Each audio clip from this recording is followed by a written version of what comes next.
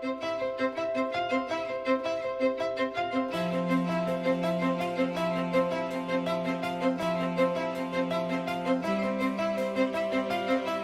area of clinical interest is pediatric congenital colorectal malformations.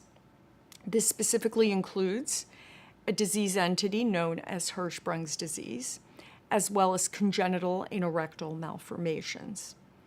I'll start with Hirschsprung's disease. Hirschsprung's disease is a congenital malformation that affects newborn babies where a portion of their intestine does not have developed nerve cells. So what happens is that the intestine doesn't function properly in propelling the intestinal contents through the colon and through the intestine.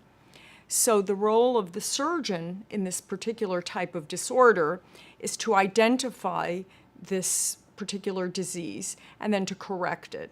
If it's diagnosed in the newborn period, what we can do is we can perform biopsies, which are taking small samples of tissue to confirm the diagnosis.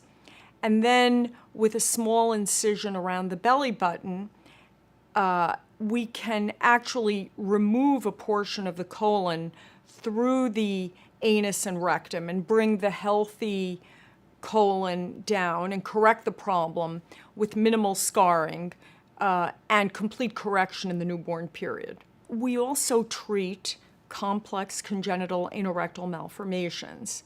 We are one of 2 or 3 centers within the New York metropolitan area which treats the full level of these complex congenital anorectal malformations as well as cloacal malformations. These are very complicated birth defects, which involve not only the colon and the rectum, but involve the urinary tract, the genital tract, and involve complex urologic, genitourinary, and colorectal reconstruction. We collaborate with our urologic colleagues in the operating room to correct these complex malformations, and they usually involve separating the urinary tract from the colorectal tract and then performing these reconstructions. The CADC provides a multidisciplinary service in order to manage these patients.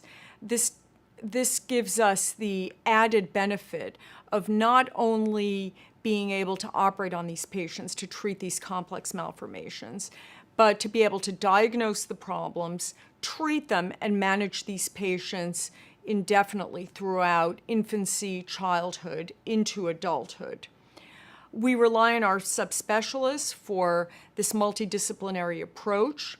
Our gastroenterology colleagues help us make the diagnosis.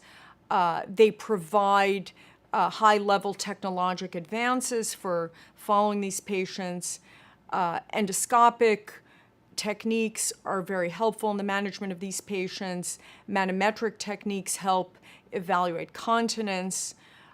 We rely on our urologic colleagues for the co-management of these malformations, and our pediatric radiology colleagues for the diagnosis and follow-up of these complex patients.